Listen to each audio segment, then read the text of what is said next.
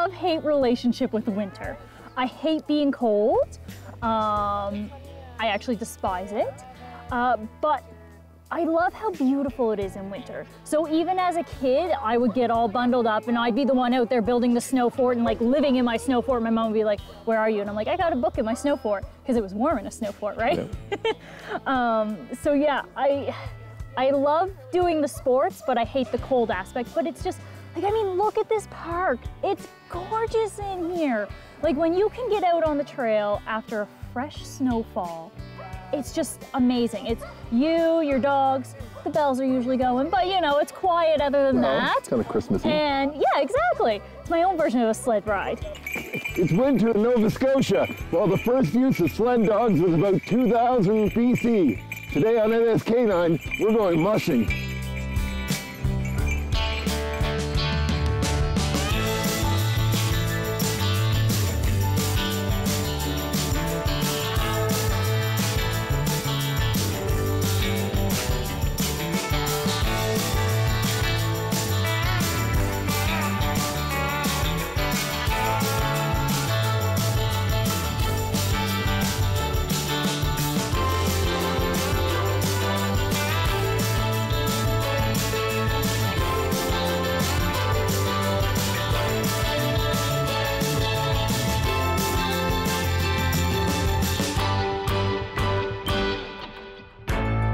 East Coast Mushing had a winter event and they posted it somewhere on Facebook. I saw it and I went to watch. And just seeing the other dogs out and seeing that they weren't all the traditional husky. There were border collies, there were Irish golden mixes, there was a team of Jack Russell Terriers. And I went, normal people can do this. It's not for the hardcore, have a kennel of like 20 dogs people. It's normal people. Every run-of-the-mill people. So I started learning more because, hey, normal people could do it. I'm normal. And you didn't have your own dog? I did not have my own dog. I started out by actually stealing other people's dogs that I knew, friends of the family. I approached them and I said, hey, I saw another Irish Golden doing this. If I buy the harness, can I train your dog to do this? And of course, extra exercise. Who doesn't love that? So they said, go for it. So I trained him all up and we competed for about 2 years, me and Henry as a team. That's and he cool. wasn't even my own dog. That's pretty cool. Yeah. And so you actually competed? Yes. So tell me a bit about that. So East Coast Mushing hosts some different events, and there's other places that host different events around the Maritimes. Sometimes we go to New Brunswick to compete. And yeah, it's so much fun. They have different categories, so you can run with your dog candy cross. You can do the sled when it's in the winter. During the summertime, we do biking and scooters. Oh, scooters. Yeah, there's even scooters. We started getting into the mushing when we got our first dog. Our oldest daughter, Marilee, wanted to get into doing an activity with the dog, and she was thinking agility and all that kind of stuff. And then she came across dog mushing online. So she ended up finding a group and kind of learning and getting all kinds of information on dog mushing. And she's like, I want to do this with Blossom, which is our Nova Scotia duck taller. So she actually started with her little kick sled scooter, and then we got a little harness for Blossom, and then we just blossomed from there. Yeah, it blossomed from there. Shelley and Kurt found a sport to love, and the next logical step, of course, was to create a group to share that love with others. And so East Coast Mushing was born. We wanted to get everybody kind of all in one hub. We wanted East Coast Mushing to not only to promote the dog sport of mushing, but doing it on a recreational level. Okay, so anybody can do it. Anybody in any age group. We wanted this to be as inclusive as possible. Right. So it's not breed specific. In fact, we have Jack Russell Terriers, we have pit bulls, we have poodles, we have duck tollers, we have huskies, of course. Yeah. And the same thing with people themselves. We have people that are professionals, people that are carpenters, we have people that are in their 80s, people that are in their teens. So we wanted East Coast Mushing to be as inclusive as possible and to be as accessible to people as possible. So there's no, barriers in terms of what it's going to cost to get into the sport and that kind of stuff. Yeah, and we're a non-for-profit group as well. So when we hold these this isn't functions, really a business. No, it's not a business. We're not in it for the money. It's just more, like I said, it's all recreational, social. getting people together and Well, like this event here today, we had probably 30 to 40 people here, and there wasn't a fee to come out and play with us, right? It was come on out and have some People fun. just came to have fun. Yeah, There were people here from New Brunswick. Oh, People that came absolutely. down, Yeah. Well, last weekend we were in New Brunswick doing the Yeah. same thing. Now you have your own dogs. Yes, So I do. introduce me to your, who do we have here? Millie here is 8. Yep. She is, I'm her second home. Unfortunately, the family just couldn't, life commitments changed, and she loves to run too much, so they knew that I was looking for a second one. Okay. So it was kind of a perfect situation. Ginger, sweetheart, nice and tired, right? This is what I like to see. Ginger is actually a true Alaskan Husky. So she's from Whitehorse, and she was from an actual team that compete in 300-mile races. There you go. Last year, her mother actually pulled lead at 10 years old in a 300-mile race. Wow. Yeah, so I'm hoping she takes after Mom. Yeah. This is River. Fraser. So, how did you and River get into? Well, originally it was my grandkids that wanted him to pull them on a dog sled, on a toboggan at home. Yeah, yeah. And I said, I got to get a harness. So I didn't know nothing about it. And just happened to be on Facebook, and I saw the group. So I said, I'd like to try this with my dog. And me and the kids, the grandkids, we just started going to all the events. That was over 4 years ago now. And he won his first year. Yeah, yeah. And he hasn't won yet, again, but he did that first year. And River seems to have a lot of fun doing this. Oh, he loves it. He loves it, and he loves the people and all the attention. Because you were telling me that River isn't quite as excitable at home. No, no, he's just when he comes to these things here, he just can't help himself. Well, I don't know. What should we know first? Okay, well, You tell first me. off, You teach yeah, me. all right. So first I know off, nothing, you want so- your dog to have a good harness. Yep. So you want it to fit properly, so you can see it comes down. So these are full body harnesses. You can do a half harness that comes to about here. It just depends on the sport that you're doing. Okay. We do high mileage, so tomorrow they're running 10 miles. And because of that, you have to have... You do this a lot. Yes. I love it. This is what I do in my spare time. This is I'm bored. Let's go for a run. Especially in the fall and the spring is the best because you can take the bike. Bikes are a bit easier to lug around than the sled because you can attach it to the back of your car. The sled still fits in my car though. So these ones are the kick sleds. So these are meant for teams of 2 or 1. I have seen teams of 4 run them. I'd have to have a lot of trust in a dog to run it because there's no weight to this. Like you can like, Yeah, I mean, this is like very, there's not much to this. No, there's not.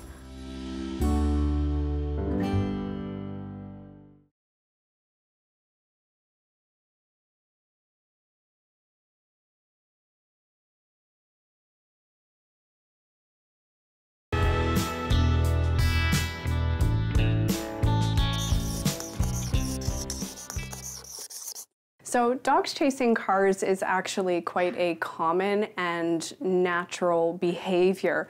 It's often thought to be this self-rewarding behavior, as well as it's a bit territorial in that the dog chases the car goes away, that behavior therefore has been successful and then positively reinforced. Dogs chasing cars can be quite dangerous for obvious reasons. So it is recommended that if your dog is a car chaser to let your veterinarian or a reputable trainer know and try to nip that behavior in the bud. You'll have your bridle, which will attach to the base of your sled, and then it comes up. Fun little thing that I learned, it goes over the top to help you from going underneath. Makes sense. Then you have your line. Your line, you'll want a part of it to be bungeed. Yep. That's so that when they lurch ahead, So it's for safety. it gives them, And then because I have 2 dogs, I have 2 lines attached to mine. But yeah, I mean, for simplicity fact, you just clip them on and go. It's not complicated at all. And the dogs pretty much know what to do. It's really the people you have to teach. Yeah. And you have to make sure it's safe and all that, of course. And having the proper gear as well is the most Yeah. important thing, right? But you can get into it by contacting, you know, a local mushing group, like East Coast Mushing is a good start, for instance. Yeah, like if you get in contact with our group, we can then direct you to contact, you know, so somebody who lives in New Brunswick wants to learn this sport, I can make a connection with, say, Allison, who's up there, who actually does a lot of the training. Right, or if you're in Yarmouth, we know people down that way, in Cape Breton, Right. people that way. So it's kind of like a mentorship sort of thing in a way. And that's part of the community sense of this, where people just want to share what they're enjoying with other people and get them involved in it. Next thing you know, you've struck a friendship up. Yeah. And if you're going out for the weekend, someone's now going to join you and go out with you. You want a longer line if you're doing sled or bike, just to give you that distance, because, you know, we had to stop and have a bathroom break. So it gives you that time to get the sled stopped. When it's just me running behind them, I can stop pretty. Oh yeah, because that's got brakes on it too or something, doesn't it? Like that. No, so that's where you not. stand. Oh, that's where you Some stand. of them do have brakes. Yeah. See, we've been out playing, so there's lots of snow already on it. Some of them do, and you can take a look at the other sled, they do have a brake pad. Oh, that's okay. That's the pad. Yes, so right. that's the brake pad. Right now, I just drag my foot if I want to stop. I just kind of drag my foot, and it's a little bit of physics. If you lean back, you're throwing more weight in the back of it, so that will help slow it down a bit too.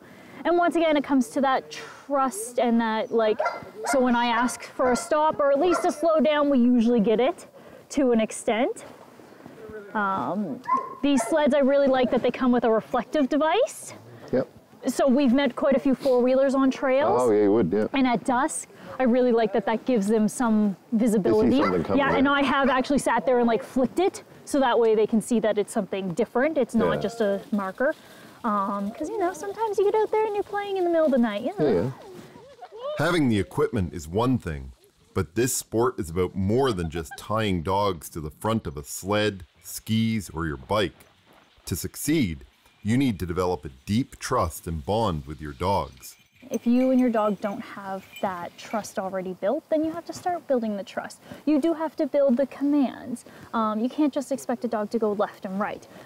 But if you pick just a straight stretch and go, any dog can do it. You just have to have the proper gear so they don't get injured, and they're good to go. Cool. They pretty well know what they're doing. It's the humans that have to learn. Yeah, because it's kind of like you have a relationship with the dog, right? Very much so. You do. And I mean, you have to trust them because they're on a bungee line, right? And I'm way back there, so I have to trust that they are going to keep going, that they're going to turn when I ask them to turn. Because if not, you're going where they want to go. So you really got to work on that relationship, and they have to trust you as well, because it might be that they don't see that the road is washed up ahead. So that's why you want them to turn up here. They might just think like, you know, I just want to, so they need to have that trust in you that you're picking, and maybe there's wildlife and it's starting to come at you, or another dog. Like, they need to trust that you're going to get them through the situation. Here in Truro on this wintry day, people stop by to try the sport for the first time with their dogs. You were helping somebody with a harness on a new dog who had never had a harness on before. Never had and I know that didn't before, go right? exactly the way that it would normally go, because it was a busy It part. was, and I think the dog was a little bit overwhelmed with it, so much happening around. So, and those, you just got to try different things and you know, make it an easier process for the dog to accept what's happening. But that's how you try it, right? You just show up and you say, oh, well, what's this like? Yeah, and that was actually, well, again, Dave and River. That was, so that was his nephew. That was his nephew and his dog. So he just said, hey, come on down and try it out. And that kind of thing happens quite often. Yeah, so in that case, what happened there is, because they were like, oh, they wanted to try the dog on the sled, and I was like, oh, okay, whatever, we'll give it a try, but it wasn't panning out. So instead, what had happened, I said to the owner, I said, let's just put the leash on to the back tail plate. You just walk with your dog, because his dog will naturally walk in front of him anyways. Okay.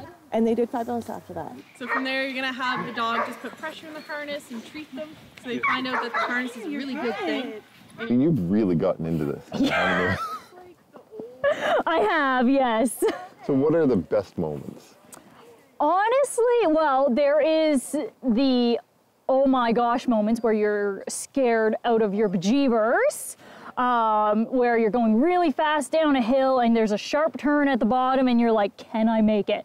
because the dogs will make it. And to have that feeling when you're going down the hill and they pull and you're like, oh my gosh, I'm going to die. They pull you around and it's magical. It's like drifting around a corner. I'm quite a pansy when it comes to the drifting around the corner, but Ginger refuses to go slow. Slow is not in her repertoire, so I've had to deal with it.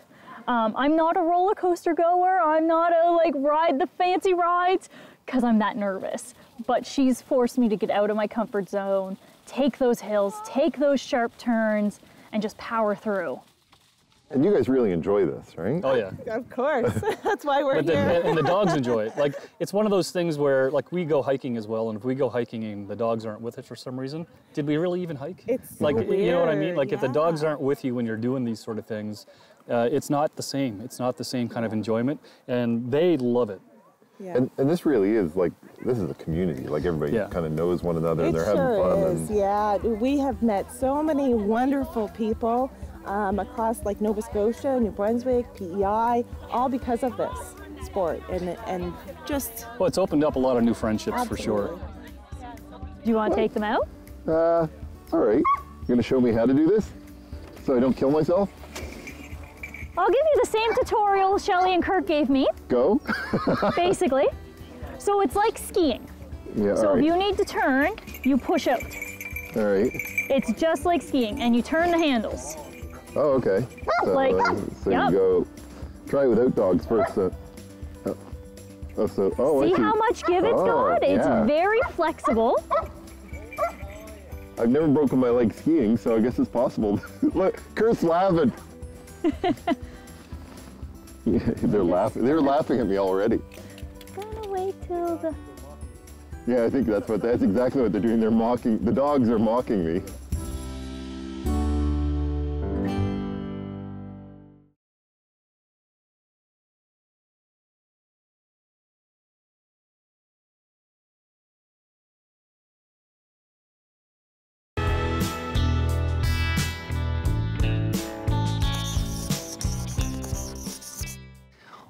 Dogs howl as a form of communication.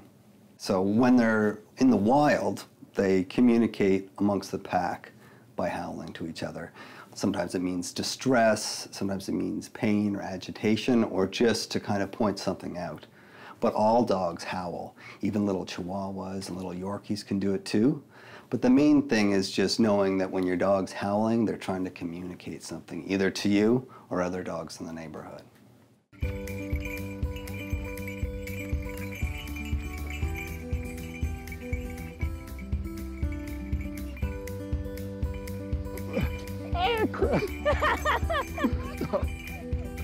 I almost made the turn. You gotta. Come on now. Okay, I need a bit more practice, I think. And those international races some people compete in, I don't think I'm quite ready. But that's not really the point. This is about getting out with your dog and having fun. I think a lot of people would be surprised to think of mushing in Nova Scotia, because we don't really have big winters here. We hardly have a winter here. Yeah, I mean, like even today, there's a few Yeah. inches of snow, and that's it, right? That's right. Well, the nice thing is, this sport isn't just a winter sport. It's a 12-month of the year sport. We can do it, you know, in the summer, in the fall, and in the, you know, in the spring, of course. So it's we enjoy it when it snows because we can do the kick sledding and the ski joring, but it's much more than just that. A lot of people think you just jump on the sled and the dog does all the work, like if you've been on a snowmobile, but it's not like that at all. It's a team effort between you and your dog. Yeah. The connection between you and dog after you start doing it it gets really big. Between, you know, the trust in each other and knowing that you're going to be all right doing it, and just coming to these events and meeting more people, and like my nephew over here, and to getting him and trying it out, right? Yeah, because they were just trying. Yeah, just trying it. Like, First time. That dog never had a harness on before. Personally, for myself, after I'm out doing a dog mushing run with my team, I feel fantastic because I know I've gotten exercise. My dogs, seeing the smiles on their faces. And watching them sleep. And watching them sleep afterwards. It is just, it's so rewarding. Yeah. And for me personally, it's all of that, but I think for both of us, we also enjoy watching this community grow and watching people support each other, watching people get healthier, get them off their couch, watch dogs get healthier and get them out of the houses. You know, dogs get bored if they just walk around their block all the time and have their poop and come straight back home. If you're going out and you're hiking trails, you're skiing, you're you know, mushing in some way with them, both of you are working as a team, getting healthier and active, and that's kind of what this is about. And for me, and for us, I think, we both love to see that. Yeah. Oh, I'm into it hard, yeah. And I'm not young. I'm a lot older than you think I am, right? I mean, I'm 60 this year, and I'm still doing this, right? And I like grunt, and like I said, the exercise for the human is big time, right? You don't know that when you first start, but yeah, me and him go out. We try to get out 2 or 3 times a week, depending on my work hours. Some people think, oh, I'm not fit enough to do this or that. But when it comes to this kind of a sport, there's something for everyone. Even if it's just a matter of you've got the harness on with your dog and you're walking, you're mushing.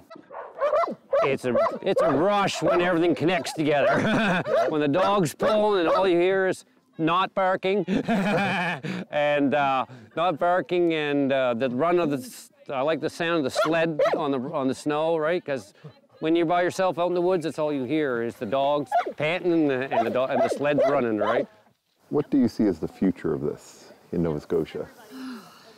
Well, we're never going to be Whitehorse, right? No. We're never going to be, you know. But I do see the sport growing, because as, like, in this event here today, we've been approached by probably half dozen people or more that have come up and said, what is this all about and how can I get involved? And every time we have an event, there's people doing that. If we're going out on the trail by our house, people pull us over and ask us what is it and how can we get involved. So the future in my mind is it's going to become more common because it is a low cost to get involved, and it is something that you can do with just one dog of almost any breed and of almost any age. So it's a very inclusive thing that people can get involved in, and it's going to definitely grow. It's the sense of community. Like, I've made some amazing friends doing this that I would have elsewhere never met. We are from completely different walks of life. And I don't think people get how fast you can get going. On the bike, man, we can fly. We can do 20 kilometers per hour easily as a standard pace. They're fast. It all depends on your dog. It depends on your relationship. And that's the other thing. People think that you're there and the dog's doing all the work. Oh no, it's a workout because you have to work with your team. My girl will stop and look back at me and go, can you please start pushing or pedaling faster? Like, it's amazing at how much of a partnership you actually have with the dogs compared to what you think is just the dogs run and you're just in a sled and you're just sitting along for the ride. Visit us online to tell us your dog stories for possible inclusion in future episodes. And don't forget to share photos of your canine friends on social media with the hashtag NSK9. It's just so beautiful. Like, I just love how beautiful it is in the winter. It's cold, it's freezing, it's disgusting, and I have 8 million layers on just today alone. Hand warmers galore. I've got a whole bag of them for any of the participants today to use because I just don't like being cold, but I can't imagine sitting inside, looking outside, seeing the beautiful scenery, because we're in Nova Scotia. We have beautiful trails anywhere you go.